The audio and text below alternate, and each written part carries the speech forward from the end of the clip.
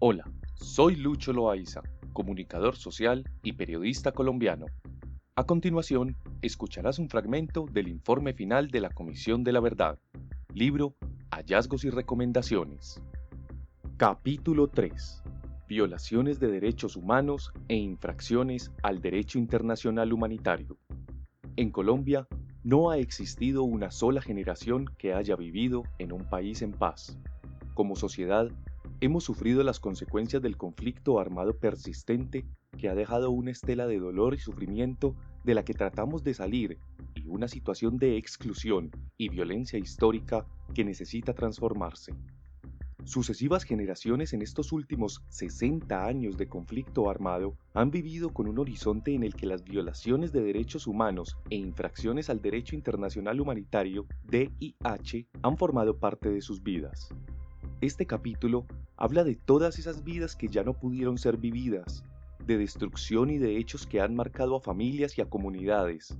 El relato de estas violaciones muestra las formas y maneras como se llevó a cabo la guerra, la experiencia de las víctimas y sobrevivientes está en los hechos, y las estadísticas que se recogen aquí no son cifras, sino historias que explican las dinámicas del conflicto armado y la realidad de lo intolerable.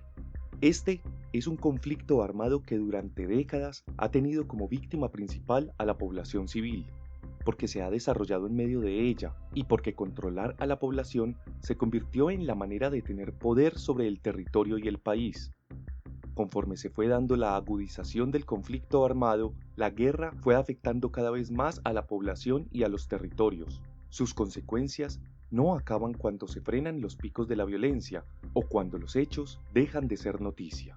Tienen un impacto más allá, llegan hasta nuestros días. Esta es una guerra en la que las víctimas civiles han sufrido de manera simultánea múltiples violaciones de derechos humanos que se encadenaron entre sí, marcando sus vidas y las de sus familias y comunidades.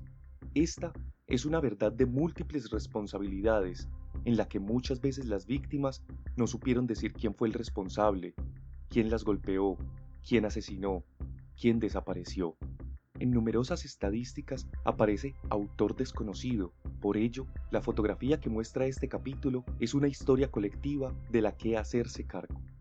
Los actores del conflicto armado han cometido múltiples y reiteradas violaciones de derechos humanos e infracciones del derecho internacional humanitario. Sus víctimas han sido y siguen siendo personas vinculadas a organizaciones y procesos sociales, pero las principales víctimas del conflicto armado en Colombia son civiles del común, las personas de a pie.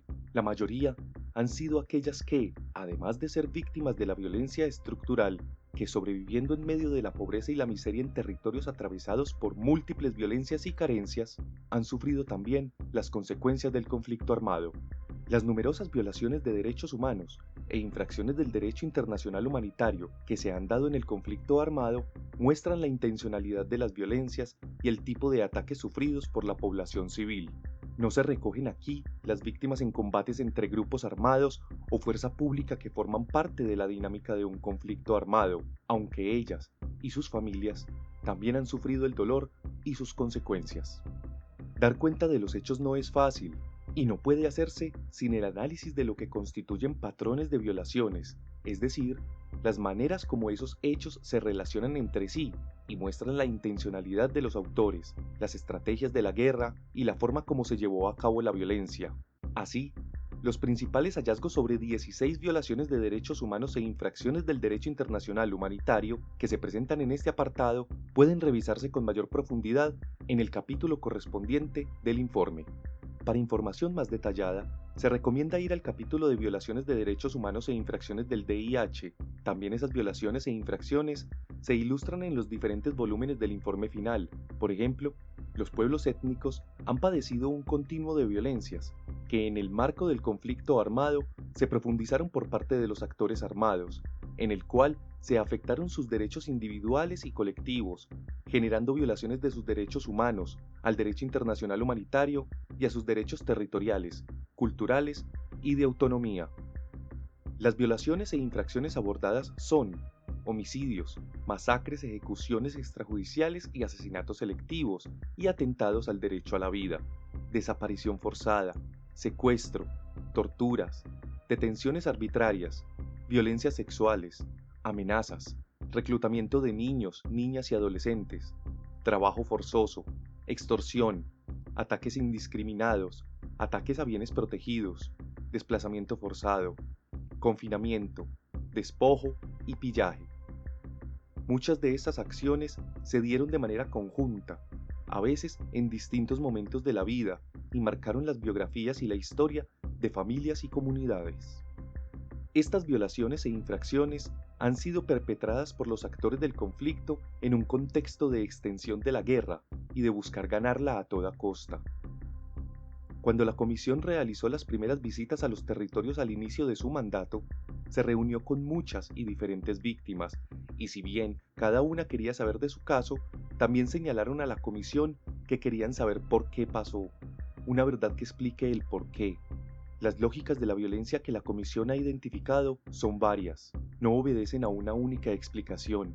La mayor parte de las veces, los combatientes actuaron orientados por una lógica del exterminio físico y simbólico de quien se consideraba enemigo por razones políticas, movimientos sociales o población civil a la que se estigmatizó desde diferentes bandos y grupos. Se trató de ganar la guerra controlando el tejido social, una reconfiguración violenta del territorio mediante el desplazamiento forzado, el despojo de tierras o el control de la política local y de las regiones. Las violaciones también se cometieron con la intención de obstruir la solución política del conflicto armado, como retaliaciones y respuesta a otros hechos, y también en los intentos de implementación de acuerdos de paz. Las responsabilidades en las violaciones e infracciones han sido analizadas ya sea por la participación directa de los perpetradores, como su colaboración o aquiescencia, en otros casos, por las condiciones de desprotección o de colaboración en lo sucedido.